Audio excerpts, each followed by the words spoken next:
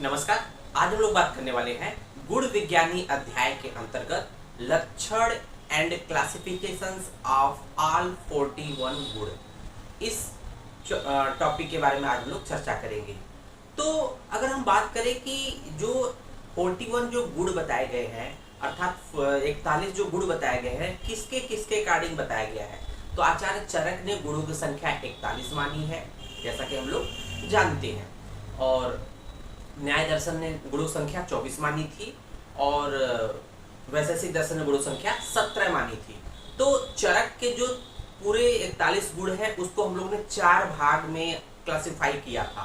तो यहाँ पर दिया हुआ है कि लक्षण एंड क्लासिफिकेशन ऑफ ऑल 41 गुण। तो ये बात आचार्य चरक ने बताई थी। चरक के गुण 41 थे, कहने का मतलब चरक के गुणों का एक एक करके वर्णन करना है। देखेंगे जो 41 है 41 है वो कैसे क्लासिफाई है, तो इसको 4 पार्ट में डिवाइड किया गया है। चरक ने बताया कि 60 गुण को हम लोग क्या बोलते थे, वैशेषिक गुण भी बोलते हैं, इंद्रिय गुण भी बोलते हैं। इसके हम लोग डिटेल पढ़ेंगे। तो यहाँ देखेंगे कि जो 60 गुण है उसकी संख्या कितनी थी, 5 बताई गई थी। शब्द स्पर्श रूप रस गंध बताई गई थी।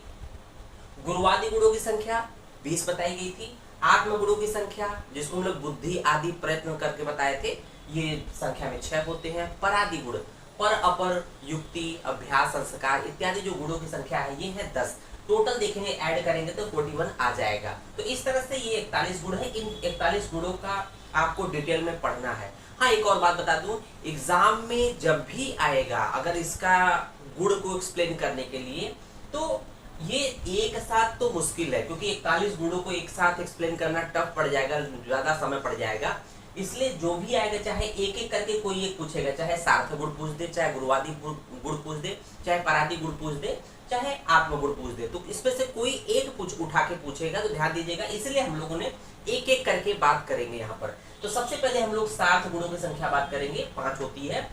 देखेंगे सार्थ गुण जो सार्थ शब्द है स प्लस अर्थ, सार्थ जो शब्द बना है स प्लस अर्थ से, स पर अर्थ क्या होता है, इंद्रियों के जो विषय होते हैं, जो जिसको इंद्रिया ग्रहण करती है। मैं बोल रहा हूँ, आप सुन रहे हैं, तो मैं बोल कर रहा हूँ, शब्द बोल रहा हूँ, तो शब्द किस यही शब्द हमारे शब्दों को आपकी जो श्रवण इंद्री है, श्रोत्र इंद्री है, उसको ग्रहण कर रही है। तो जो इंद्रियों के जो अर्थ होते हैं उसको हम लोग सार्थ गुण कहते हैं। तो इसको हम लोग अदर नाम पर्याय की बात करते हैं। तो सार्थ गुण को हम किसी अन्य नाम से क्या जानेंगे, इसको वैशेषिक गुण भी कहते हैं, इसे विशेष गुण भी कहते हैं, इसको इंद्रिय गुण भी कहते हैं क्योंकि इंद्रियों के द्वारा ग्राह्य होते हैं, ग्रहण किए जाते हैं। इसे स्वाभाविक गुण भी कहते हैं, इसे अर्थ गुण तो कहते ही कहते हैं। आइए बात करते हैं सार्थ गुणों की संख्या और नाम की। संख्या की बात करें तो हम लोगों ने पहले भी बात किया था कि संख्या में 5 होते हैं, लेकिन कौन कौन से नाम होते हैं, शब्द स्पर्श रूप रस गंध गुण। तो ये शब्द गुण हो जाएगा, स्पर्श गुण हो जाएगा, रूप गुण हो जाएगा, रस गुण हो जाएगा, गंध गुण। अब इस लेक्चर में हम इन्हीं पांचों का डिटेल में एक एक करके बात करेंगे। तो पेपर में बनना ही बनना है। अब ये कौन सा बनेगा, इसलिए हम लोग का कॉन्सेप्ट क्लियर रहेगा, तो हमें कोई समस्या नहीं आने वाली है। तो आइए देखते हैं, सबसे पहले हम लोग शब्द गुण की बात करते हैं। शब्द गुण, शब्द मैं बोल रहा हूँ वो शब्द है। जैसे कोई कोई म्यूजिक आ रहा है वो भी शब्द है। तो कहने का मतलब शब्द गुणों की विशेषता क्या होती है, शब्द गुण श्रोतेंद्रिय के द्वारा जाना जाता है या ग्राह्य किया हुआ आता है। अर्थात श्रोतेंद्रिय किसको बोलते हैं, श्रवणेंद्रिय इसको बोलते हैं, कान कर्ण ईयर के द्वारा जो रिसीव किया जाए, जो समझा जाए, सुना जाए, उसको हम लोग शब्द बोलते हैं, शब्द गुण है। ये शब्द गुण की विशेषता क्या होती है, यह केवल आकाश महाभूत में पाया जाता है। कहाँ पाया जाएगा, केवल आकाश महाभूत में। शब्द महाभूत की जो शब्द गुण जो होता है केवल आकाश महाभूत में पाया जाता है। अब देखेंगे शब्द जो गुण होता है उसके कितने भेद होते हैं, कितने टाइप होते हैं। इसके 2 टाइप बताए गए हैं। एक ध्वन्यात्मक शब्द होता है, एक वर्णात्मक शब्द। ध्वन्यात्मक मतलब केवल एक ध्वनि निकलेगी, उसमें ये क्लियर नहीं होगा कि वो वर्ड क्या आ रहा है, शब्द क्या निकल रहा है, वर्ड मतलब क्लियर ध्वनि नहीं निकलेगी, मतलब एक ध्वनि निकलेगी। लेकिन इसके लिए देखेंगे भेरी, शंख, मृदंग। शंख जो पूजा करते समय, कथा करते समय जो पंडित जी बजाते हैं तो हम लोग हाथ जोड़ते हैं, शंख है, तो उसका एक साउंड निकलता है, आवाज निकलती है, लेकिन क्लियर करने की वो कहना क्या चाह रहा है। उसी तरह से मृदंग मतलब नगाड़ा। आपने देखा होगा बड़े बड़े जो प्रोग्राम आते हैं तो उसमें राजा महाराजा के द्वार पे नगाड़े बजते हैं, सुनो सुनो सुनो, इस तरह से मतलब ये नगाड़े होते हैं, दुगदुगी बोलते हैं, भेरी है। तो ये इसमें कोई क्लियर शब्द नहीं निकलता, इसलिए उसको ध्वन्यात्मक, केवल ध्वनि निकलती है, इसलिए ध्वन्यात्मक है। और वर्णात्मक में क्या होता है कि जब मैं बोल रहा हूँ, जैसे मैं बोल रहा हूँ कि राम, आम, काम, मतलब जो शब्द आपको समझ में आता है, राम का मतलब भगवान का नाम है, किसी का नाम है, आम, आम मतलब फ्रूट है, फल है, तो क्लियर कट समझ में आ रहा है कि मैं बोल क्या रहा हूँ, तो उसको वर्णात्मक, वर्ड, वर्ड मतलब क ख ग ग इस तरह के वर्डों की ध्वनि करना, मुंह से बोले जाने शब्द वर्णात्मक शब्द बोले जाते हैं। अब बात करते हैं कि इसका क्या इंपॉर्टेंस है आयुर्वेद में, क्योंकि हम लोग कुछ भी पढ़ रहे हैं उसका कोई ना कोई अप्लाइड एस्पेक्ट तो होगा, उसका क्लिनिकल यूज तो होगा ही। देखते हैं अप्लाइड एस्पेक्ट में क्या, रोग रोगी परीक्षा में हम बीमार होते हैं, हम डॉक्टर के पास जाते हैं, डॉक्टर के पास जाएंगे तो डॉक्टर क्या प्रश्न पूछेगा कि क्या दिक्कत है, मतलब पूछेगा, मतलब यही शब्द है, तो जो मुंह से पूछ रहा है। और मान लो डॉक्टर की बात सुनने के बाद जो रोगी बताता है तो वो भी तो शब्दों के माध्यम से, तो कहने के रोग रोगी परीक्षा में इसका उपयोग होता है। दूसरा स्टेथोस्कोप, मान लीजिए आपको खांसी आ रही हो या अन्य कारणों की वजह से, डॉक्टर क्या करता है, आपका स्टेथोस्कोप से मेजर करता है, देखता है कि कहीं हार्ट साउंड को देखता है या लंग साउंड देखता है। तो ये शब्द परीक्षा का, शब्द गुण का उपयोगिता है कि स्टेथोस्कोप के द्वारा हार्ट और लंग साउंड सुना जाता है। तो ये इसका शब्द गुण का उपयोगिता हो, अप्लाइड एस्पेक्ट हो गया। अब उसके बाद बात करेंगे दूसरा जो है स्पर्श गुण। स्पर्श का मतलब है टच, क्या होता है, टच, टच है ना, टच, स्पर्श, ठीक है। तो ये किसके द्वारा ग्रहण होता है, ये मात्र स्पर्शेंद्रिय द्वारा ग्रहण होता है। स्पर्शेंद्रिय अर्थात त्वचा, स्किन द्वारा। जैसे अगर हम आंख बंद करके लेटे हुए हैं, जैसे कोई हमें टच करता है तो हमें महसूस हो जाता है कि कोई हमें टच किया है। तो ये गुण के कमाल है कि स्पर्शेंद्रिय होती है उस त्वचा में और उसको ग्रहण करती है स्पर्श गुण को। उसको देखेंगे इसके भेद अर्थात इसके टाइप की बात करेंगे स्पर्शेंद्रिय की, तो स्पर्श गुण के, तो इसके 3 भेद बताए गए। एक शीत स्पर्श है, शीत का मतलब ठंडा, जैसे बर्फ आपने टच किया तो ठंडा महसूस हुआ, उसको बोलते हैं शीत स्पर्श। दूसरा है उष्ण स्पर्श, जैसे किचन में आप गर्म तवे या कढ़ाई को टच कर ले तो आपको गर्म महसूस है, तो उष्ण स्पर्श कहते हैं। तीसरा अनउष्ण स्पर्श, न ही शीत, अनउष्ण शीत, न ही शीत न ही उष्ण, न शीत रहे न उष्ण, उसको बोलेंगे अनउष्ण स्पर्श। अब बात करते हैं कि जो ये स्पर्श गुण है किस महाभूतों में पाया जाता है। तो स्पर्श जो गुण होता है पृथ्वी महाभूत, जल महाभूत, तेज महाभूत और वायु महाभूत में पाया जाता है। 4 महाभूतों पाया जाता है। अब इसको देखना है कि पृथ्वी में कौन सा स्पर्श पाया जाता है, जल में कौन सा स्पर्श पाया जाता है, तेज और वायु में कौन सा स्पर्श पाया जाता है। तो सीधे सीधे बात करेंगे कि तेज महाभूत है, तेज का मतलब गर्म, तेज मतलब अग्नि महाभूत से संबंधित है, उसमें उष्ण स्पर्श पाया जाएगा।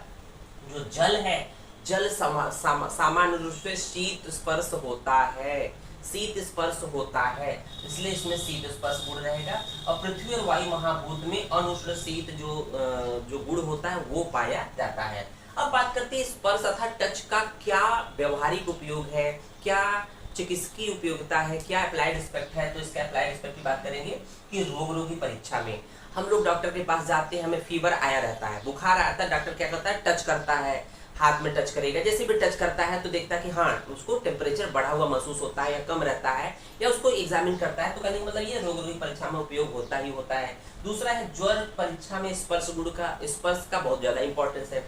फीवर आया है, फीवर आया तो कैसे पता चलेगा किसी को, तो स्पर्श करेंगे, टच करेंगे तभी तो फीवर का पता चलेगा। तो ज्वर की परीक्षा में स्पर्श का गुण का बहुत ज्यादा इंपॉर्टेंस है। उसको देखेंगे नाड़ी परीक्षा, तो हम लोग पुराने जमाने में वैद्य, आज भी कुछ लोग जो पल्स देखते हैं, पल्स का मतलब नाड़ी देखते हैं, तो कहीं ना कहीं स्पर्श करते हैं, टच करते हैं। और पल्पेशन, और पल्पेशन के द्वारा, जैसे हमारे पेट में दर्द हो रहा है तो डॉक्टर क्या करते हैं, लेट जाइए, लेटने के बाद जो होता है एग्जामिनेशन टेबल पे लेट जाने के बाद हम लोग को पेट को पल्पेट करते हैं, है ना, पल्प के द्वारा, उंगलियों द्वारा पल्पेट करते हैं, तो इसका ये टच गुण का ही इंपॉर्टेंस है। इसके बाद देखेंगे हम लोग रूप गुण, तो यहाँ देखेंगे तीसरा रूप गुण, जिसको हम लोग फीचर कहते हैं। रूप का मतलब स्वरूप, कोई रूप का मतलब उसका पर्टिकुलर वर्ड होगा, जो हम लोग देखते हैं ना, तो उसका एक आकार है, वर्ड है, तो उसको बोलते हैं रूप। तो देखेंगे रूप यह केवल चक्षुर इंद्रिय द्वारा ग्राह्य होता है, अर्थात अंधे व्यक्ति को कोई स्वरूप पता नहीं चलता, रूप गुण का ज्ञान नहीं होता है ना। तो जो अंधा व्यक्ति होता है या कलर ब्लाइंड पर्सन होता है तो उसको भी कलर का ज्ञान नहीं होता है, फीचर्स का ज्ञान नहीं होता है। देखेंगे उसको, इसके 7 भेद है, इसके 7 टाइप बताए गए हैं। एक शुक्ल है, दूसरा नील है, तीसरा पीत है, तीसरा रक्त है, और रक्त है, हरित है, कपिस है, चित्र है। तो ये रूप के 7 भेद है, रूप गुण के 7 टाइप होते हैं। अब बात करते हैं जो रूप गुण होता है कौन कौन से महाभूत में पाया जाता है। तो पृथ्वी, जल और तेज महाभूतों में ये रूप गुण पाया जाता है। किस महाभूत में? पृथ्वी, जल और तेज महाभूत में। अब बात करते हैं पृथ्वी महाभूत में सातों रूप पाए जाते हैं। जो रूप के 7 भेद बोले गए हैं, ये पृथ्वी महाभूत में सातों रूप पाए जाते हैं, ध्यान दीजिएगा। जबकि जल महाभूत में अभास्वर शुल्क होता है, अभास्वर, ध्यान दीजिएगा, अभास्वर शुक्ल होता है। और जो तेज महाभूत होता है उसमें भास्वर शुक्ल होता है। तो ये कहानी थी रूप की। अब आइए बात करते हैं रूप गुण की क्लिनिकल इंपॉर्टेंस क्या है, चिकित्सकीय महत्व क्या है। तो यहाँ पर देखेंगे सबसे पहले तो रोग रोगी परीक्षा में इसका उपयोग करते हैं। आप अप्लाइड एस्पेक्ट में जब भी बात करें तो रोग रोगी परीक्षा को हमेशा दे सकते हैं, हर किसी में देख रहे होंगे, सब में है। दूसरा चीज है पांडु कामला की परीक्षा में। पांडु का मतलब एनीमिया, कामला का मतलब जॉन्डिस। तो कोई व्यक्ति एनीमिक है, जैसे हम लोग कई दिनों से बीमार रहते हैं, खाना नहीं खाते हैं, तो डॉक्टर क्या करता है, हमारी आंखों को इस तरह से ओपन करके देखता है, या हाथ को देखता है, नाखून को देखता है पीलापन तो नहीं है, इसका मतलब एनीमिक है। तो जो पांडु होता है उसके बाद की स्टेज जॉन्डिस होता है, कामला होता है। तो पांडु के बाद कामला उत्पन्न होता है, तो एनीमिया के बाद ही जॉन्डिस की स्थिति आती है। सबसे पहले एनीमिया आती है, उसके बाद जॉन्डिस की स्थिति आती है। तो उसकी भी परीक्षा हम लोग कहीं न कहीं इस रूप गुण के द्वारा करते हैं। उसको देखेंगे चौथा रस गुण। तो रस गुण जो होता है, जैसा कि रस है कि रसनेंद्रिय द्वारा ग्राह्य होती है। रसनेंद्रिय मतलब जिह्वा, रसनेंद्रिय मतलब जिह्वा, है ना।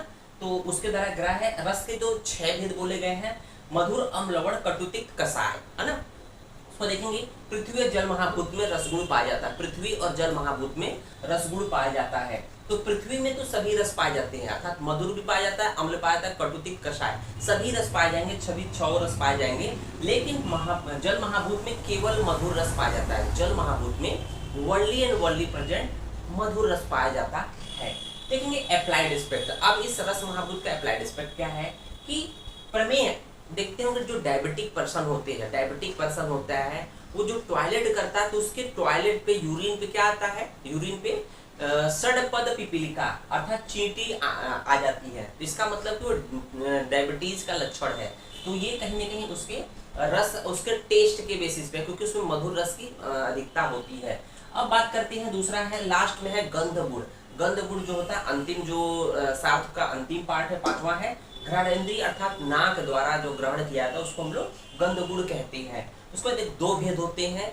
गंध 2 प्रकार का होता है, या तो अच्छा होगा तो उसको हम लोग सुर भी बोल देंगे, सुगंध बोलेंगे, या तो दुर्गंध होगा, बैड स्मेल होगा, उसको हम लोग असुरभि या दुर्गंध बोलेंगे।